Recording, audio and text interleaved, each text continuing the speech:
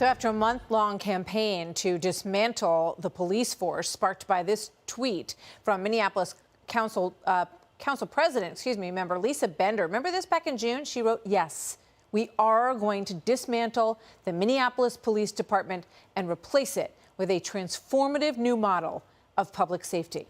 So the council's now agreed to slash nearly $8 million from the police budget and focus instead on violence prevention as crime runs rampant through the city. Gunshot victims have doubled in Minneapolis this year. Carjackings are surging 331% since 2019, and homicides are up 73%. So here's how the debate unfolded among city officials and local residents. Watch this.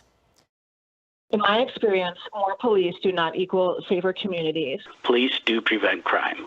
Police do provide safety. Policing was set up originally and still operates to this day to criminalize Black people in the name of protecting white women. And I will not allow you to keep doing this in my name. So in moments, Congressman-elect Burgess Owens, who also reacts to the leaked audio of Joe Biden talking about the Defund the Police movement. But first, we go to former city council member Don Samuels and Minneapolis resident Jonathan Lundberg, who are suing their city over the lack of police protection. Gentlemen, thank you very much. Good to have you here tonight. Don, you're a former council member yourself. What do you make of what's going on your former council? Well, the citizens of Minneapolis have been very concerned about both the murder of George Floyd and the violence that has risen up after that. So both the police killing and the violence after that. We're concerned about both, and we want to have a both-and solution, both to get the police force corrected and fixed, so that we have decent, just, fair policing, and to have enough police officers acting right who are going to police our communities to a level that will keep us safe. Sounds and like right now, the argument has been broken up too much into an either-or situation, either defund the police or have protection. Yeah, it sounds like a very logical goal to want your city to achieve, and it seems achievable. But you look, Jonathan, at these crime statistics, and they are soaring in Minneapolis in the wake of everything that has unraveled since the death of George Floyd. It has. I mean, I myself, I have 2 bullet holes in my house. One that was 6 inches from my front door, and one that was roughly a foot or so from going into my daughter's bedroom window. So we have skin in the game here, and our city council has heard from us on this. And a number of us have come to the city council, to the mayor, with this lawsuit saying, you're not doing what the law says you were going to do, and that is have enough police officers to protect us on the street. This both-and approach is doable. It is doable, and we expect both. We expect a police force that is just, that treats all people with dignity and respect, regardless of the color of skin, and we expect them in numbers that will prevent crime, that will allow for safety, the safety of our neighbors and our children. This is an adequate expectation of any citizen of any city. In any city, you are absolutely right. So, Don, what's the impact on the community, on businesses, on stores? I mean, obviously, we're in the middle of COVID-19 as well, which is another hammer on everybody. But I can't imagine that a lot of businesses and people are wanting to move to Minneapolis at this point. Right. The atmosphere is very challenging. You know, the very blighted commercial corridors and discourage business people. And one of the challenges is that Lake Street, where a lot of the looting took place, is a largely immigrant community. And somebody says that immigrants take about 9 years to begin to fully engage. So when you're talking about city council meetings, making calls to your council member, advocating on your behalf, the immigrant community is typically going to be somewhat challenged in that way. And that's why the part of the reasons why the city council was kind of deluded as to what the will of the community was.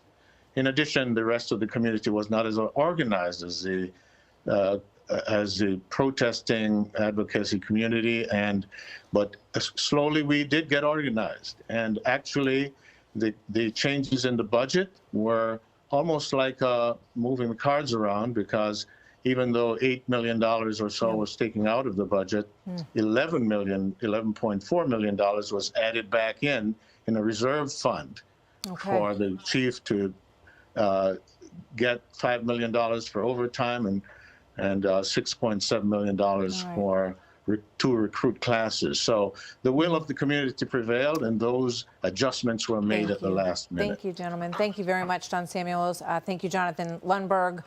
Joining me now is U.S. Representative-elect former NFL player Burgess Owens. Burgess, good to have you here tonight. I remember seeing an interview with Lisa Bender, the head of that city council in the city of Minneapolis, where now over 100 police officers have left the force. They don't want to be any part of the force anymore. And she said that, you know, the expectation that when you call 911 and that the police would come to your aid was just sort of smacked of white privilege, that was, you know, not something that that should be expected, or that most people have the privilege of being able to expect. What do you make of all this tonight, Burgess? Well, you first of all listen to statements like that. It's a total lack of common sense. You know, what we have to understand is what's happening right now. The hard left is they're very good at being empathy-free. They use misery as a political tool. I watched it happen in 60 years in my community, where the community I grew up in, Martha, in the 1960s. 50 to 60% of my community were middle class, because 40% of them were business owners. We're now down to 3.8% of business owners. It's totally flipped around. So I want everybody to understand what we're looking at across our country, not just in Minneapolis, but across our country. We have the hard left trying to restore our middle class. They do that by attacking small business owners.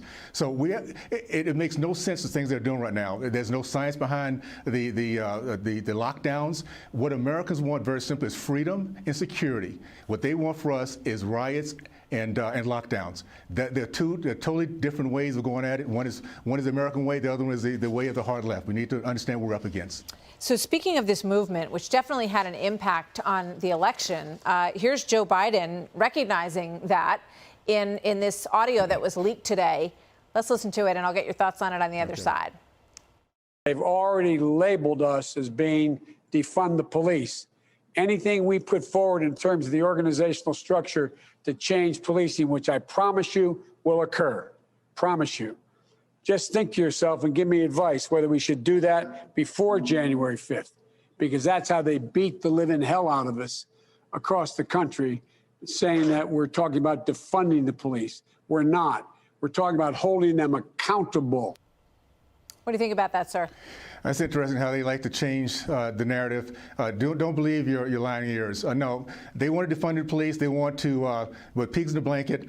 It was not the GOP that did them in. It was the American people. The reason why we have 14 seats to not lose a House seat, because the American people drift toward the light. We love truth. We don't like what the Democrats are giving us. And at the end of the day, just understand what you see in Minneapolis is what they're trying to do across our country. Misery is a political strategy for the left. Understand that. Look at every single blue city that they run. It's nothing but misery, illiteracy, anger, riots, murder.